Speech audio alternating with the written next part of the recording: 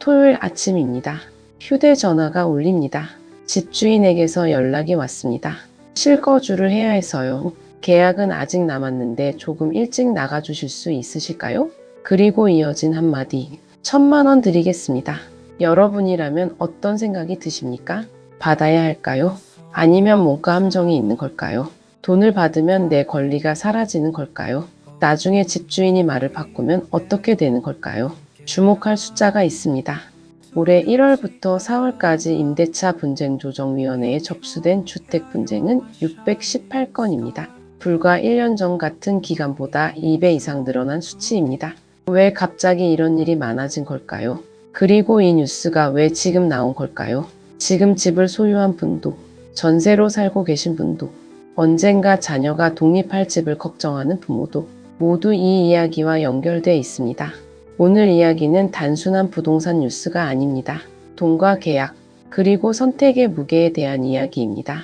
그런데 많은 분들이 가장 중요한 부분을 놓치고 있습니다. 1,000만 원보다 더 중요한 것이 따로 있습니다. 1,000만 원을 받겠습니다. 이 한마디로 모든 것이 정리될 것 같습니다. 하지만 현실은 그렇지 않습니다. 직장인 박 씨의 사례를 보겠습니다. 전세 계약이 아직 1년 가까이 남아 있었습니다. 그런데 집주인이 실거주를 이유로 조기 퇴거를 요청했습니다. 대신 1,000만 원을 주겠다고 말했습니다. 처음에는 솔깃했습니다. 이사 비용도 충당할 수 있고 새집 보증금에도 보탤 수 있는 금액이었기 때문입니다. 그런데 시간이 지나면서 고민이 시작됐습니다. 이 돈을 받으면 계약 갱신 요건도 포기한 것이 되는 걸까? 혹시 나중에 집주인이 돈을 안 주면 어떻게 되는 거지? 여기서 헷갈린 분들 많을 것입니다. 법률 전문가들의 답은 명확합니다. 이사비나 위로금을 받는 것 자체는 법적으로 문제가 없습니다. 하지만 중요한 것은 금액이 아닙니다.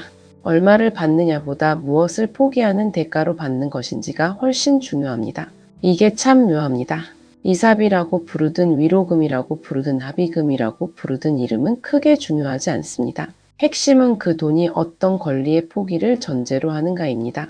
계약이 끝난 뒤 집을 비워주는 대가로 받는 돈인지, 아니면 계약 기간이 남아있는데 일찍 나가주는 대가로 받는 돈인지, 이 두 가지는 법적 맥락이 다릅니다. 그리고 여기에 또 하나의 함정이 숨어 있습니다. 바로 계약 갱신 요건입니다. 2020년 주택임대차보호법 개정으로 세입자는 한 차례 계약 갱신을 요구할 수 있는 권리를 갖게 됐습니다. 집주인 입장에서는 세입자가 이 권리를 행사하면 최소 2년을 더 버텨야 합니다. 그래서 일부 집주인들이 위로금을 제한하며 조기 퇴거를 유도하는 경우가 생긴 것입니다. 전세 매물이 줄고 실거주 목적 거래가 늘어난 지금, 이런 협상이 더 자주 벌어지는 배경이 바로 이것입니다. 그렇다면 돈을 받으면 계약 갱신 요건이 자동으로 사라질까요? 전문가들은 단순히 돈만 받았다고 해서 권리가 자동으로 포기되지는 않는다고 설명합니다. 권리 포기는 명확한 의사표시가 있어야 인정됩니다. 하지만 위로금을 받고 실제로 이사까지 마쳤다면 이후에 계약 갱신 요건을 다시 주장하기는 현실적으로 어렵습니다. 그래서 전문가들이 강조하는 것이 있습니다. 합의서 한 장이 모든 것을 바꿀 수 있다는 점입니다. 합의서에는 무엇을 써야 할까요? 위로금 또는 합의금 액수, 지급일과 지급 방법, 명도 날짜, 지급과 퇴거의 선후 관계, 계약 갱신 요건 등 권리를 행사하지 않는다는 내용, 그리고 약속을 지키지 않았을 때의 책임, 여기에 보증금 반환 시기와 관리비 정산 방식까지 적어두면 불필요한 분쟁을 상당 부분 막을 수 있습니다. 그런데 사람들이 실제로 가장 많이 부딪히는 문제는 따로 있습니다. 지금까지의 핵심을 한 문장으로 정리하면 이렇습니다. 돈을 받는 것보다 어떤 조건으로 받는지가 훨씬 중요한 지점입니다. 많은 분들이 생각합니다. 분쟁은 금액 때문에 생길 것이라고. 그런데 실무에서 가장 많이 싸우는 것은 금액이 아닙니다. 순서입니다. 먼저 돈을 주세요. 먼저 집을 비워주세요. 바로 이것입니다. 집주인은 말합니다. 이사를 가시면 드리겠습니다. 세입자는 말합니다. 돈을 받아야 이사를 갑니다. 서로 불안합니다. 서로 상대를 믿기가 어렵습니다. 이건 사실 당연한 반응입니다. 세입자는 집을 비운 뒤 돈을 못 받을까 걱정합니다. 집주인은 돈을 먼저 줬는데 세입자가 나가지 않을까 걱정합니다. 이렇게 순서를 정하지 않은 채 구두로만 약속하다가 분쟁이 생기는 사례가 실제로 적지 않습니다. 구두 약속도 법적으로 효력이 있을 수 있습니다. 하지만 상대방이 말을 바꾼다면 입증하기가 어렵습니다. 그래서 전문가들은 반드시 문자나 카카오톡 또는 합의서로 기록을 남기라고 조언합니다. 특히 중요한 것은 퇴거와 위로금 지급을 동시에 이행한다는 조건을 명확히 적어두는 것입니다. 이 한 줄이 나중에 수백만 원의 차이를 만들 수 있습니다. 여기서 더 큰 그림을 볼 필요가 있습니다. 올해 1분기 임대차 분쟁이 2배 이상 늘었다는 숫자. 이것은 단순히 특정 세입자와 특정 집주인 사이의 이야기가 아닙니다. 지금 한국 부동산 시장에서 무언가가 바뀌고 있다는 신호입니다. 전세 매물이 줄어들고 있습니다. 실거주 목적의 거래는 늘어나고 있습니다. 집주인들이 세입자와 계약 중간에 협상을 시도하는 경우가 많아지는 배경도 여기에 있습니다. 40대 이상 시청자분들께 이 이야기가 더 현실적으로 다가오는 이유가 있습니다.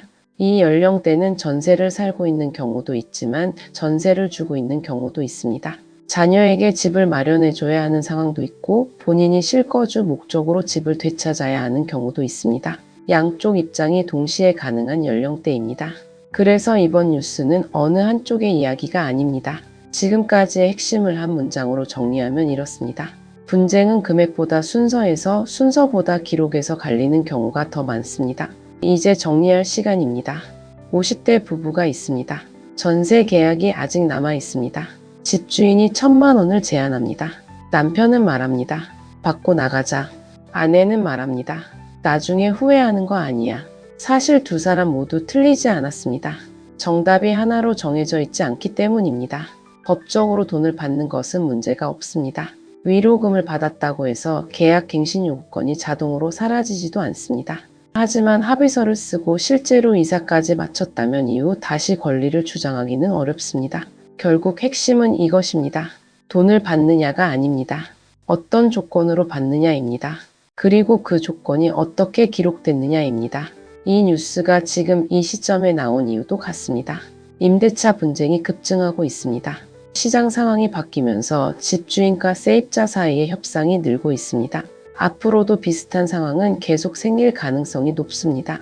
그렇기 때문에 지금 이 내용을 이해하고 있는 것과 모르고 있는 것은 실제 삶에서 차이를 만들 수 있습니다. 오늘 이야기를 한 문장으로 정리하면 이렇습니다. 부동산 분쟁은 집 때문에 시작되지만 결국 약속을 어떻게 기록했느냐에서 갈리는 경우가 많습니다. 여러분이라면 어떻게 하시겠습니까? 계약 기간이 남은 상황에서 집주인이 1,000만 원을 제안한다면 받아들이시겠습니까? 아니면 계약 종료일까지 거주하시겠습니까? 실제로 비슷한 경험이 있으셨다면 댓글로 함께 이야기 나눠주시기 바랍니다. 다음 영상에서는 집주인이 실거주를 이유로 계약 갱신을 거절했는데 실제로 들어와 살지 않은 경우 세입자가 어떤 권리를 주장할 수 있는지 알아보겠습니다. 구독과 좋아요는 한 번 더 생각해 보게 만드는 힘이 됩니다. 오늘도 행복한 하루 되세요. 감사합니다.